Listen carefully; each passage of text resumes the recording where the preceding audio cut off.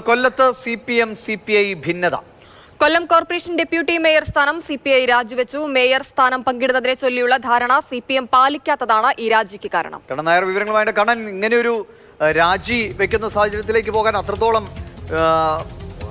പരിഹരിക്കാൻ പറ്റാത്ത തർക്കമായി മാറിയോ ഇരു പാർട്ടികളും തമ്മിൽ?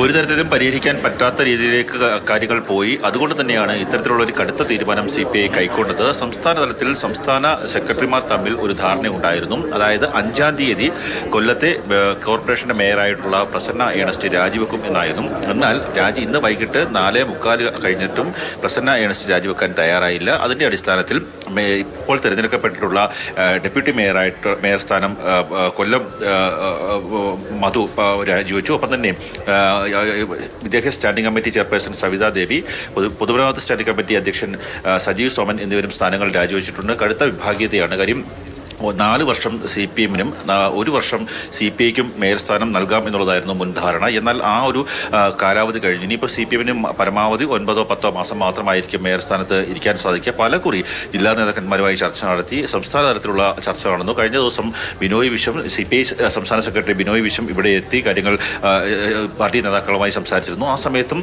CPI പറഞ്ഞത് അടിയന്തരമായി മേയർ സ്ഥാനം രാജിവെച്ച് അത് പകരം CPI നിശ്ചയിക്കുന്ന ആൾക്ക് നൽകണം എന്നുള്ളതായിരുന്നു. എന്നാൽ CPM-ലെ പ്രസന്ന ഏണസ്റ്റ് അതിന് തയ്യാറായില്ല. CPM തലത്തിലും സമ്മർദ്ദമുണ്ടായെങ്കിലും അതിന് ഒരു വിഭാഗത്തിന് പിന്തുണയോടുകൂടി അവർ രാജിവെക്കാൻ തയ്യാറാകാതിരിക്കുകയാണ് എന്നുള്ളതാണ് CPI-യുടെ ആരോപണം. നിലവിൽ ഇപ്പോൾ CPI-യുടെ 3 തെരഞ്ഞെടുക്കപ്പെട്ട ആൾക്കാരും സ്ഥാനങ്ങൾ രാജിവെച്ചിരിക്കുന്നു. ഡെപ്യൂട്ടി മേയർ കൊല്ലം മധു, അതുപോലെ തന്നെ ഈ സ്റ്റാൻഡിംഗ് കമ്മിറ്റി ചെയർപേഴ്സൺമാരായിട്ടുള്ള 2 പേർ, അങ്ങനെയുള്ള 3 പേരാണ് ഇപ്പോൾ രാജി സമർപ്പിച്ചിരിക്കുന്നത്. കടുത്ത ഒരു പ്രതിസന്ധിയാണ് കൊല്ലത്ത് LDF, പ്രത്യേകിച്ച് CPM-ഉം CPI-യും തമ്മിലുള്ള ഒരു വിഭാഗീയത പാർട്ടിക്കുള്ളിലേക്ക് കൂടി എത്തുകയാണ്. ഒപ്പം തന്നെ ഇനി CPM-ന്റെ സംസ്ഥാന സമ്മേളനം അടക്കം നടക്കാൻ പോകുന്ന ഒരു സാഹചര്യം കൂടി കൊല്ലത്തുണ്ട്.